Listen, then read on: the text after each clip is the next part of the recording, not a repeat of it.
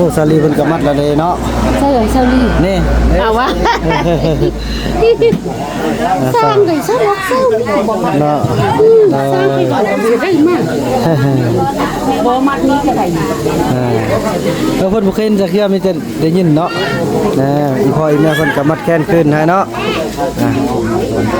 ชื่อไว้เด้อให้คนซักเด้อ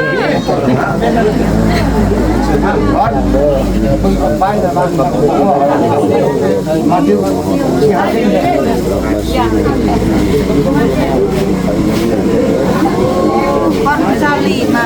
nghe để mà cô tô cái thì tô cái liệu thì kêu mà một lời hơi đi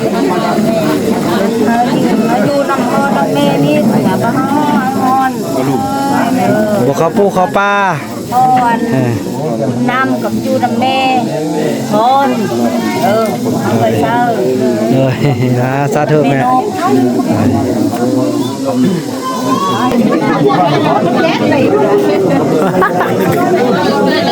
บุญมีเอ้ยเอ้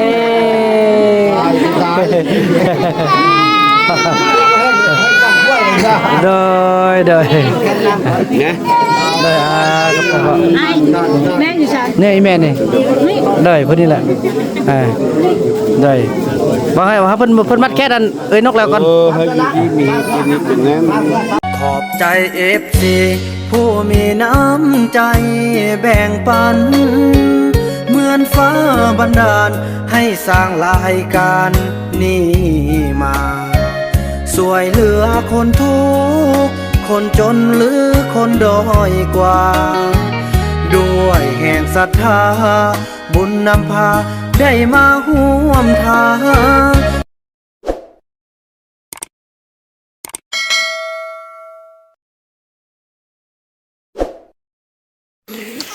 สบายดีท่านผู้ชมเนาะสบายดี FC ของบ่าวนำกันบดสู่คู่สู่คนพี่น้อง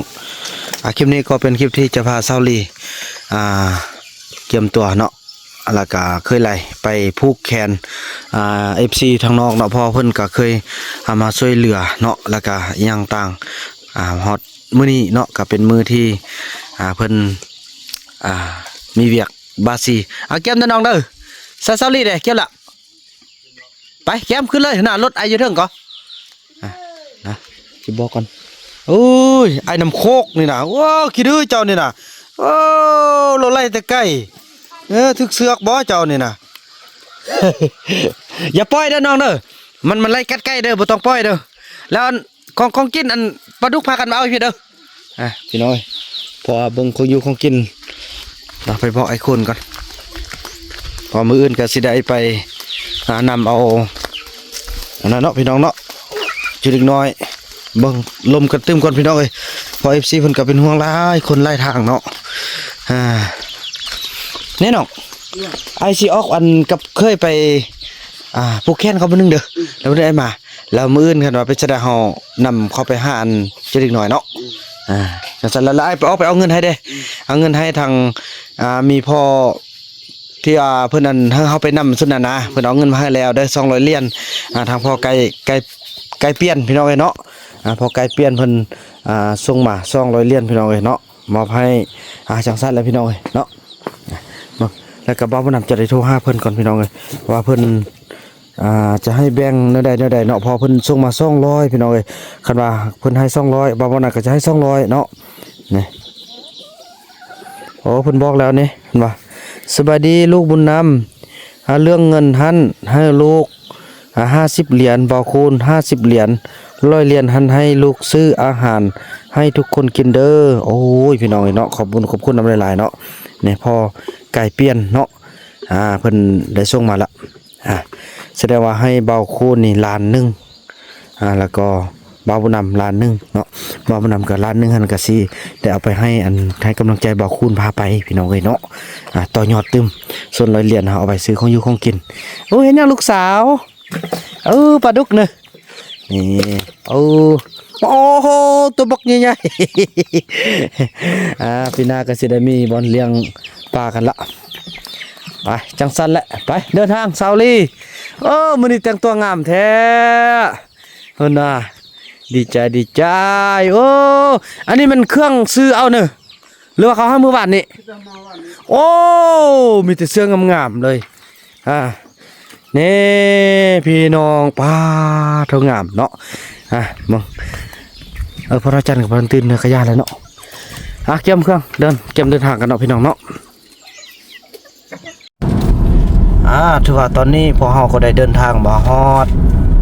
จุดที่จะผูกคอต่อแขนบาซีน่าจะแล้วพี่น้องเอ้ยมาบ่ทันเสียเวลาย้อนเคยไปซื้อเครื่องด้นโพดพี่น้องเอ้ยเสียเวลาไป2 ชั่วโมงกว่าพี่น้องออกตั้งแต่เบานำได้คัดเวลาได้คัดเวลาได้น้องตอนน้องออกน่ะ6:36 นาทีน้องกลับมาพี่น่ะ8:27 นาทีน้องสนั่นแหละโอ้เสียเวลาบ่ทันละทันสำได้กับสำนันเนาะเพราะอันนี้ก็คือเบานำกาเว้าพื้นเบื้องล่างตอนที่ว่าบ่มีหยังพี่น้องเนาะตะกี้ที่ว่าไปอัดเพลงเลือกเกิดบ่ได้ไปนอนซ้อมเพลงอยู่เฮือนเพิ่นนี่เด้พี่น้องเอ้ยอยู่ทางปักหลายอยู่ทางนครเลยจันแม่นแหละนี่อันนี้คือน้องจันสอนเพิ่นเนาะในเจ้าของเพิ่นพี่น้องเอ้ยนี่ฮอดแล้วโอ้เพิ่นนัดแล้วนะที เนาะกำลังเฮ็ดเนาะกำลังเฮ็ดนะไปแก็บลงทะเลพัดผูกแขนรถเนาะผมบริมัดอย่าบ่ได้มัดแต่ซาลีอันนั้นแหละมาจนฮอดเวียกฮอดงานล่ะบ่ได้มัดได้ซานก็ได้ตำฮีตำคลองซะพอเพิ่นมาละสบายดีพ่อเอารถลุกแอปเนี่ยแบบพอทัดเป็นรถลุกแหละอ๋อโดยเอาแอปเอามาแปะรถโดยโอ้อันพอดีโอ้เพิ่นสิผูกแขนรถให้พี่น้องเอ้ยเนาะสบายดีเด้อสบายดีเด้อพี่น้องแอบรถโอ้มันแต่รถงามๆเนาะอันนี้เพิ่นสิผูกแขนพร้อมกันเลยน้องพากันออกเด้อสิแอบรถนี่พ่อเพิ่นสิผูกแขนให้เด้อสบายดีเจ้าแอบรถไปนึงก่อนได้พี่น้องเนาะสาลีเพิ่นอันนั้นเพิ่นสิให้อันผูกแขนรถนำโอ้สำกับแต่เฮือนเดียวนี่แหละพี่น้องเอ้ยโอ้คันบ่แม่นพี่แม่นน้องเพิ่นสิได้ให้ผูกนำพี่น้องอันนี้เพิ่นให้ผูกนำเนาะโอ้ไปอยู่นำรถคนมีเงินมีคำคนใจบุญก็ขอให้มันร่ำมันรวยเด้ออันนี้ตอนหน้ามันร่ำมันรวยคือเขาเจ้าเด้อนี่พี่น้องเอ้ยเนาะยังเพิ่นสิบาซี่รถให้นำกันเลยเนาะโอ้มีเพลงบอมโอ้จะติดลิขสิทธิ์บ่เนาะเพิ่นจะผูกแขนนำกันเลยโอ้พี่น้องรถงามขนาดรถ Fortuner เอาอันนี้เป็นรถพ่อได้พ่ออันนี้น่ะอันนี้น่ะคันนี้น่ะรถยันซ้อนโอ้ป้าตัวมีรถงามมาแท้ว่านี่เจ้าของรถเพิ่นพี่น้องเอ้ยใจดีเป็นแพทย์เนาะพี่น้องเป็นนายหมอด้อยลูกชายละเนาะไปแปลกนะตกเอาเด้อจังซั่นแหละพี่น้องเนาะตอนนี้พ่อเพิ่นก็กำลังแปลงบาซี่รถนำกัน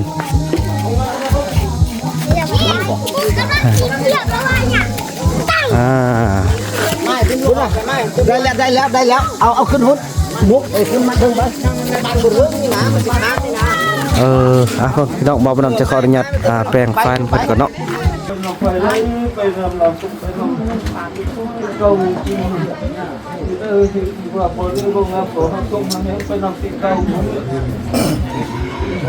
แต่กำเนิดเลยเกิดอยู่ในสรีระห่างกายทางภายในและภายนอกข้อข้างหัวสลาห่างกายก็ห่างหายไปนานปีเก่าปีมานี้ให้ทานมีอำนาจกว้างหัวขอบจักรวาลฟุ้งมูจนมันอย่ามาบังอย่าได้มาบังเบียดอย่าได้มีผู้คิดเกียดส่อเสียดและนินทาให้ทานมีปัญญาและปัญญาสาเลียวสลาดองค์อาจด้วยเถิดพานาคาเสนขออย่างเห็นบุญมี มีให้พี่น้องเอ้ย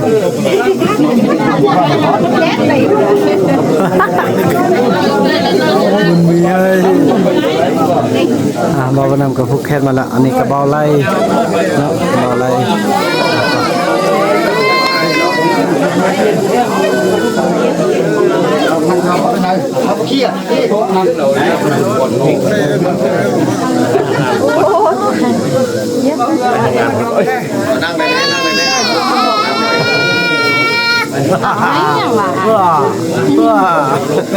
ให้ยังว่าเ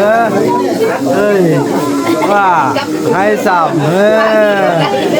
ยอยู่นี่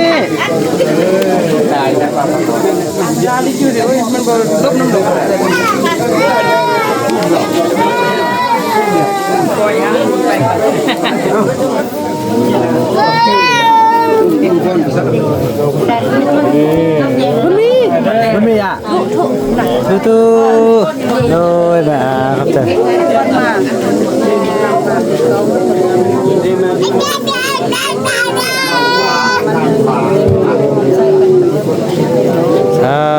บถูก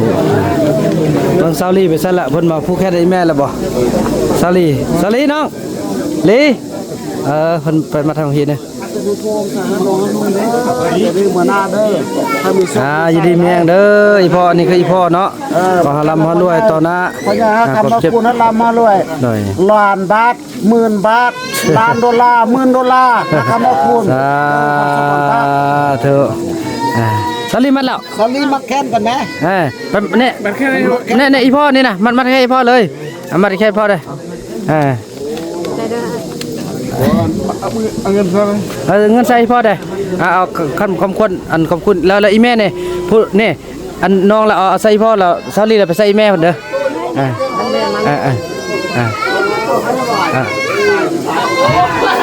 อบุญมีพี่น้อยมันไล่คนเลยเนาะบุญมีนะพี่น้องเลย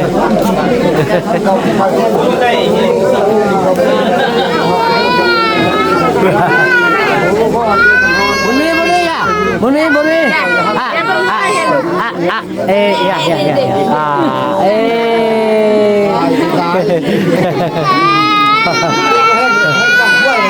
โดยแม่อยู่ใช่เนี่ยอีแม่นี่เลยพอดีแหละเลยบอกให้ว่าเพิ่นมัดแค่ดันนกแล้วก่อนให้มีเป็นแง่มันมานอนมาเด้อโอ้ยขอบใจพ่อสาวลีบุญมีมันนี่เพิ่นเจอหลายคนเนาะเจอหลายคนพี่น้องเพิ่นก็เลยว่างงเอาเขาทำอีหยังกันเนาะจะว่าแหละ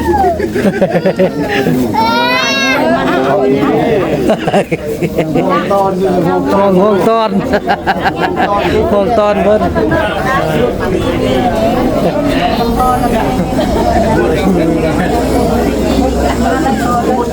สาลีเกมจะมัดแค่ในแม่เนาะอีพ่ออันนี้ก็จะมัดให้ทางอีพ่อ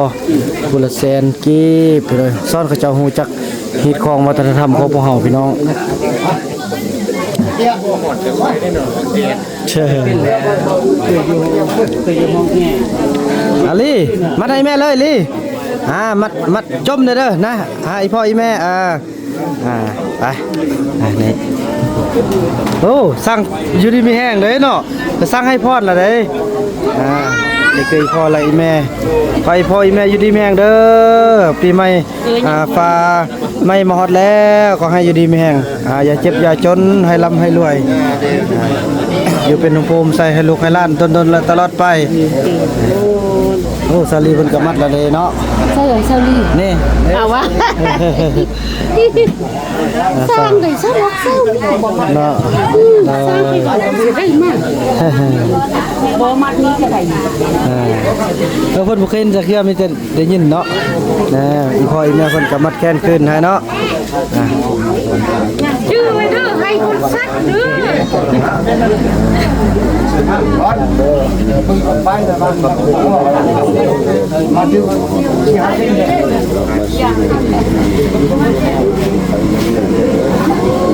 con sao lì mà nghe đây mà mặc đồ to kẹt thì câu một cái léo thì kêu mà hot mà hơi phải đi nằm mẹ nó du nằm ho nằm mẹนี่อย่ามาฮ้อนฮ้อน บ่เข้าปูเข้าป่า ฮ้อนน้ำกับจูนำแม่ฮ้อนเอาไปเช้า เอ้ยสาธุแม่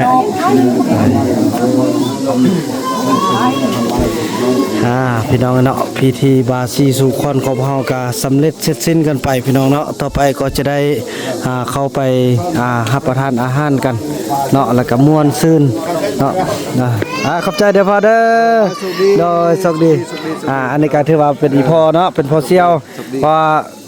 ว่าแต่เบื้องเก่าเนาะตอนอยู่นำแม่น้องเทพพี่น้องเอ้ยแต่ว่าตอนนี้เพิ่นก็ยังมานำฮักนำแพงเป็นพ่อเสี่ยวคือเก่าพี่น้องเนาะเท่านั้นก็2-3คันพี่น้องเนาะโอ้ยดีใจกิจกรรมของอีพ่ออีแม่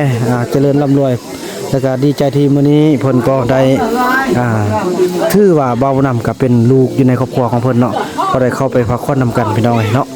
เข้าไปค้นไปมัดอีหยังต่างนำกันพี่น้องเอ้ยเนาะถือว่าหลังจากผูกข้อต่อแขนแล้วก็จะมาผูกแขนรถพี่น้องแต่ละคันกันเนาะนี่เขาพี่น้องอันนี้ลูกรถเขาลูกสายเนาะถือว่าเป็นน้องสายแล้วก็ทางอ้ายพี่น้องเอ้ยมันก็มีรถหลายคันเนาะผูกข้อต่อแขนรถแล้วก็ถือว่าจะสำเร็จเนาะพี่น้องเนาะ ต้องบั่นหนึ่งมือแดง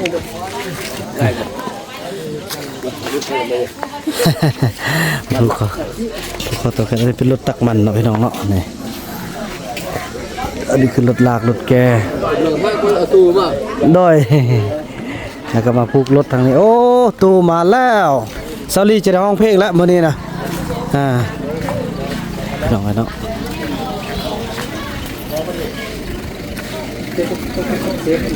อันนี้รถตู้เหาะผูกแขนรถกับสาธุลำรวยเด้อเพียงแห้งมาในห้างเงินนะครับมาได้มันอย่าเจ็บอย่าเป็นเด้อมีพ่อมีแม่มาผูกคอต่อแขนให้แล้วเนาะนี่รถบาบุญนำพี่น้องเอ้ยสาธุพี่น้องเอ้ย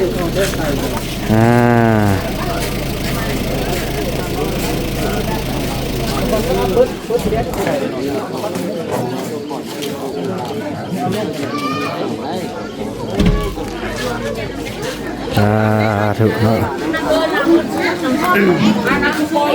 ถ้ามาถึงที่มาอยู่นำเจ้าข้องเจ้าหานเนาะให้เจ้าอยู่นำเจ้าข้องเจ้าหานถ้าคำให้คูณถ้าลำให้ด้วย โดยสาธุ นี่ เนาะ มาหน้านึง โดยสาธุเนาะอันนี้ก็มาผูกแขนอันนี้รถของน้องจัดสอนเนาะเป็นเจ้าของเฮือนที่ตอนเบาบุญนำได้ไปห้องเพลงเลือกขึ้นบ่ได้ไปพักผ่อนอยู่เฮือนเพิ่นเนี่ยเพิ่นบ่ได้มีรถใหญ่แบบนี้เถื่อมามื้อนี้เพิ่นมีรถ Fortuner แล้วพี่น้องโอ้โถดีใจเนาะขอให้ร่ำให้รวยกัน